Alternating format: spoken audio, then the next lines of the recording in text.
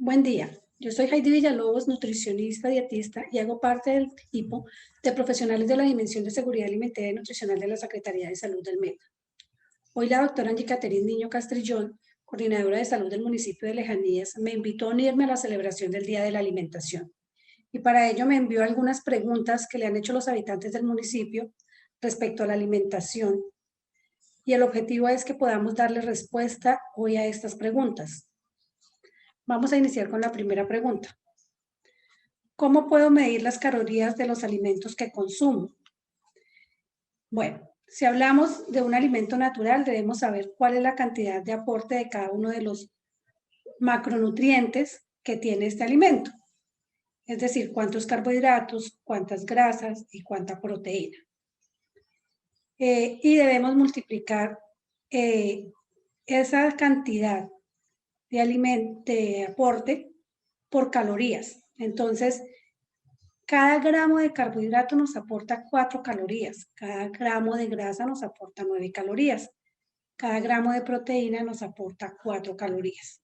Entonces, luego de saber cuánto nos aporta cada gramo, lo multiplicamos con la cantidad, las calorías por la cantidad de gramos que nos está aportando ese alimento. Es de pronto un poco complejo, pero si ya hablamos de un alimento que trae una información nutricional en su etiqueta, se debe realizar la lectura de la información nutricional. Normalmente viene al respaldo de la etiqueta y en ella encontramos la cantidad de calorías por porción. Ahí es importante verificar cuál es el tamaño de la porción y cuántas porciones trae en un empaque para saber si estamos consumiendo solo una porción o más de una. La segunda pregunta, si mi hijo come demasiado, ¿cómo puedo hacer para controlar su peso? Eso depende pues de la edad del niño, ¿no?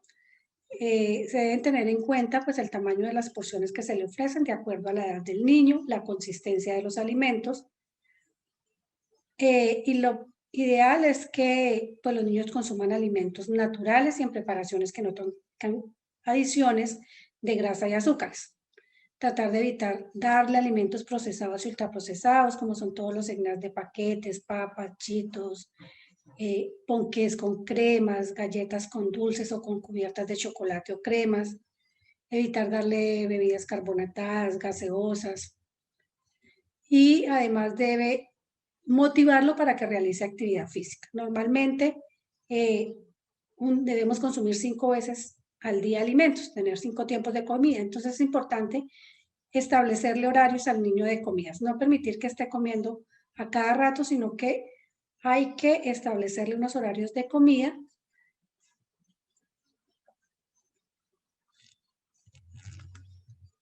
Tercera pregunta, ¿por qué si no como tanto estoy gordo? Realmente sí tenemos que ver la cantidad de alimentos, pero también tenemos que ver la calidad de los alimentos, porque si comemos poco, pero los alimentos que regularmente comemos tienen un alto contenido de grasas y azúcares, pues obviamente esto nos va a aumentar el consumo de calorías que consumimos diariamente. Por eso se recomienda consumir alimentos naturales en porciones adecuadas, no omitir tiempos de comida, sino consumir los 5 tiempos de comida al día y manejar porciones adecuadas. El dejar de omitir tiempos de comida no hace que la persona baje de peso. A veces se tiende antes a aumentar más de peso porque dejamos unos espacios muy grandes entre comidas y cuando volvemos a comer sentimos ganas de llenarnos porque sentimos mucha hambre. Cuando comemos los 5 tiempos de comida y dejamos pues espacios no tan largos de tiempo entre una comida y otra, vamos a sentir menos hambre y nuestro aparato digestivo va a poder funcionar mejor también. Entonces, es mejor porciones no tan grandes, alimentos que sean naturales, con poco adición de grasas y azúcares añadidos. Y también es importante aquí establecer horarios de comida. Cuarta pregunta, ¿cuál sería la combinación ideal para un desayuno saludable? Cuando hablamos de combinación, pues tendremos que tener en cuenta los grupos de alimentos que tenemos. Tenemos alimentos, en primer lugar tenemos todo lo que son alimentos eh, como cereales, raíces y tubérculos. Segundo grupo de alimentos son frutas y verduras. El tercer grupo de alimentos son alimentos de carnes, huevos y leguminosas. El cuarto grupo son los lácteos. El quinto grupo son las grasas y el sexto los azúcares. Entonces, pues lo ideal es que consumamos grupos de los diferentes alimentos, pues los que eh, no nos suben de peso. Entonces, se recomienda en el desayuno especialmente incluir una porción del grupo de frutas y verduras, una porción del grupo de carnes y huevos, una porción de alimentos del grupo de cereales, raíces, tubérculos o plátanos, pero normalmente en el desayuno se incluyen más los cereales, y una porción del grupo de leche y derivados lácteos.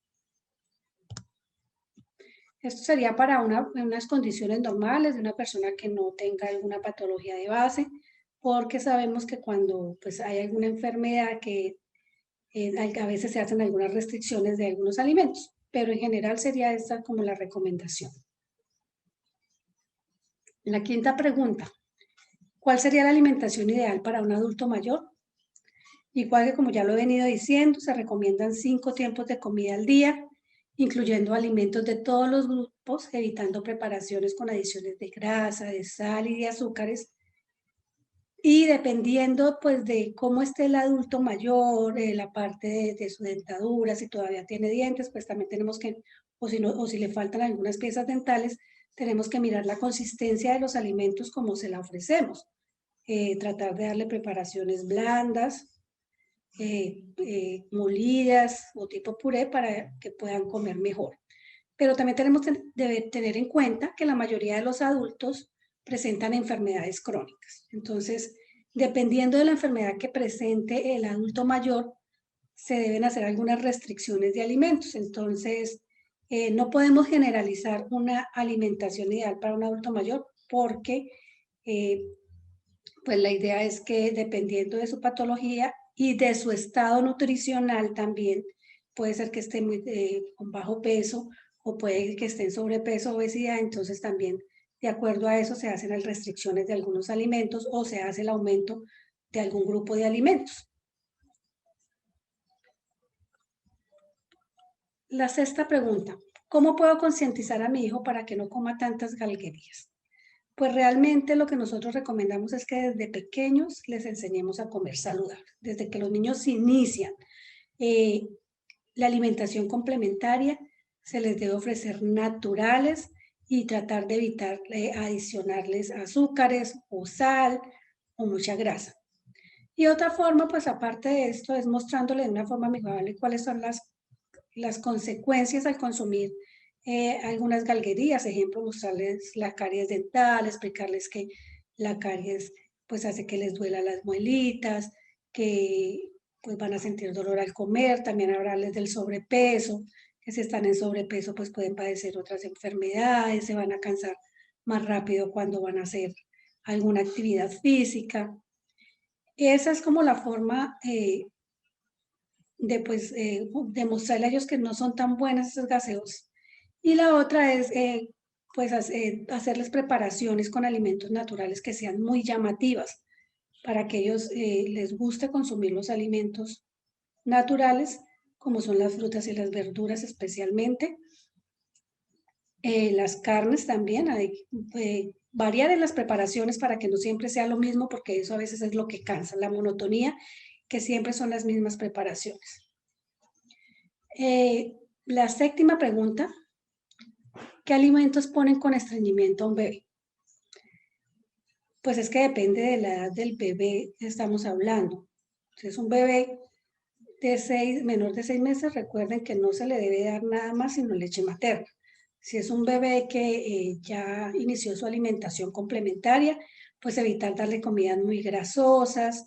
Lo más importante no es tanto qué alimentos le producen el estreñimiento, sino buscar alimentos que le ayuden a que no se presente ese estreñimiento, a disminuir el alimento. ¿Y cuáles son los alimentos que ayudan para tener una evacuación adecuada y que el bolo fecal tenga una consistencia adecuada, los alimentos altos en fibra, especialmente pues la fibra la encontramos en las frutas y las verduras y en los cereales integrales. Entonces es importante que tanto los niños como las personas que sufren de estreñimiento aumenten el consumo de frutas, verduras y cereales integrales.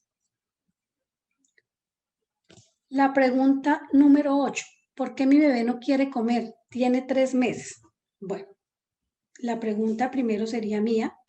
El bebé, ¿qué es lo que no quiere comer? Porque un bebé de 3 meses solo debe estar consumiendo leche materna. No se le debe ofrecer otro alimento sino hasta los 6 meses de edad. Entonces, no sé a qué alimento se refiere, pero la recomendación es que a un menor de 6 meses lo único que se le debe ofrecer es lactancia materna a libre demanda. ¿Qué quiere decir a libre demanda? Cuando el niño sienta hambre, cuando en cualquier momento y en cualquier lugar, no establecerle horarios eh, en la lactancia materna, por lo menos hasta los 6 meses. Bueno, habían otras preguntas, pero eran muy específicas para patologías especiales. Entonces, pues no considero pertinente decirlas acá porque cada patología y cada persona tiene un manejo diferente. Y lo primero que se debe hacer para poder dar unas recomendaciones sería una valoración del estado nutricional de la persona. Y de acuerdo al resultado, pues ya se pueden dar las recomendaciones en alimentación. Porque es muy diferente hablar de una persona que está en bajo peso con una patología a una persona que está en sobrepeso o pues algunos otros síntomas que se pueden presentar. Y también tiene que ver los medicamentos que están consumiendo para mirar todo lo que es la relación fármaco-nutriente, toda la interacción que puede haber ahí. Entonces, estas recomendaciones sí deben ser individuales. Bueno, espero poder haber dado respuesta a sus preguntas. Agradezco nuevamente a la doctora Angie Caterín por invitarme a esta actividad. Muchas gracias.